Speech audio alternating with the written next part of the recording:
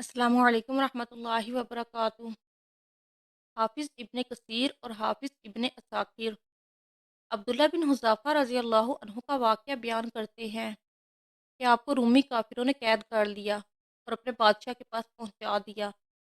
بادشاہ نے آپ سے کہا کہ تم نصرانی بن جاؤ، میں تمہیں اپنے راج پاٹ میں شریک کر لیتا ہوں اور اپنی شہزادی کو تمہارے نکاح میں دیتا ہوں۔ عبداللہ بن حذافہ رضی اللہ عنہ نے جواب دیا کہ یہ تو کیا، اگر تو مجھے اپنی بادشاہت دے دے اور تمام عرب کا راج بھی مجھے سونپ دے اور یہ چاہے کہ میں ایک آنکھ جھپکنے کے برابر بھی اپنے دین محمدی صلی اللہ علیہ وسلم سے پھر جاؤں تو یہ بھی ناممکن ہے۔ بادشاہ نے کہا کہ پھر تجھے قتل کر دوں گا۔ حضرت عبداللہ بن حذافہ نے جواب دیا کہ ہاں، یہ تجھے اختیار ہے۔ چنانچہ اس وقت بادشاہ نے حکم دیا اور انہیں صلیب پر چڑھا دیا، اور تیر اندازوں نے قریب سے بحکم بادشاہ ان کے ہاتھ، پاؤں اور جسم کو چھیدنا شروع کر دیا۔ بار بار کہا جاتا کہ اب بھی نصرانیت قبول کر لو، اور آپ پورے صبر و استقلال سے فرماتے جاتے تھے کہ ہرگز نہیں۔ آخر بادشاہ نے حکم دیا کہ اسے سولی سے اتار لو اور پیتل کی بنی ہوئی دیگ خوب تپا کر آگ بنا کر لاؤ۔ چنانچہ وہ پیش ہوئی۔ بادشاہ نے ایک اور مسلمان قیدی کی بابت حکم دیا کہ اسے اس میں ڈال دو۔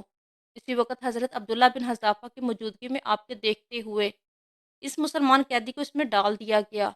وہ مسکین صحابی اسی وقت چرمر ہو کر رہ کے گوشت پوست جل گیا اور ہڈیاں چمکنے لگی۔ پھر بادشاہ نے حضرت عبداللہ سے کہا کہ دیکھو، اب بھی وقت ہے، بات مان لو اور ہمارا مذہب قبول کر لو، ورنہ اسی آگ کی دیگ میں اسی طرح تم بھی ڈال کر جلا دیے جاؤ گے۔ آپ نے پھر بھی اپنے ایمانی جوش سے کام لے کر فرمایا کہ ناممکن ہے کہ میں خدا کے دین کو چھوڑ دوں۔ اسی وقت بادشاہ نے حکم دیا کہ انہیں چرخی پر چڑھا کر اس میں ڈال دو۔ جب یہ اس آگ کی دیگ میں ڈالے جانے کے لیے چرخی پر اٹھائے گئے تو بادشاہ نے دیکھا کہ ان کی آنکھوں میں سے آنسو نکل رہے ہیں۔ اس وقت اس نے حکم دیا کہ رک جائیں اور انہیں اپنے پاس بلا لیا، اس لیے کہ اب اسے امید بند گئی تھی کہ شاید اس عذاب کو دیکھ کر اس کے خیالات بدل گئے ہوں، میری مان لے گا اور میرے مذہب کو قبول کر کے میری دامادی میں آ کر میری سلطنت کا ساتھی بن جائے گا۔ لیکن بادشاہ کی یہ تمنا بے سود نکلی۔ حضرت عبداللہ نے فرمایا کہ میں صرف اس وجہ سے رویا تھا کہ آج ایک ہی جان ہے جسے راہ خدا میں اس عذاب کے ساتھ قربان کر رہا ہوں۔ کاش میرے روئے روئے میں ایک ایک جان ہوتی تو آج سب جانے راہ خدا میں اسی طرح ایک ایک کر کے فدا کر دیتا۔ بعض روایات میں ہے کہ آپ کو قید خانے میں رکھا اور کھانا پینا بند کر دیا۔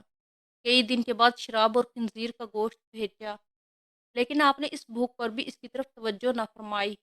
بادشاہ نے آپ کو بلا بھیجا اور اسے نہ کھانے کا سبب دریافت کیا تو آپ نے جواب دیا کہ اس حالت میں میرے لیے جائز تو ہو کیا ہے، لیکن میں تجھ جیسے دشمن کو اپنے بارے میں خوش ہونے کا موقع بھی نہیں دینا چاہتا۔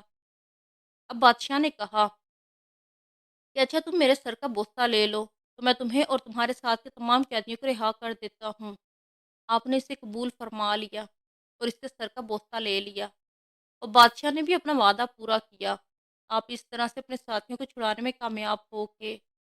عبداللہ بن حذافہ رضی اللہ عنہ یہاں سے آزاد ہو کر حضرت عمر فاروق رضی اللہ عنہ کے پاس پہنچے تو آپ نے انہیں بڑے ادب کے ساتھ ممبر رسول صلی اللہ علیہ وسلم پر بٹھایا اور فرمایا کہ عبداللہ، اپنا واقعہ ہم کو سناؤ۔ چنانچہ جب آپ نے شروع کیا تو خلیفۃ المسلمین کی آنکھوں سے آنسو بہنے لگے، تو آپ نے فرمایا کہ ہر مسلمان پر حق ہے کہ عبداللہ کی پیشانی چومے، اور میں ابتدا کرتا ہوں۔ یہ فرما کر پہلے آپ نے ان کے سر کا بوسہ لیا اور پھر تمام مسلمانوں نے باری باری بوسہ لیا۔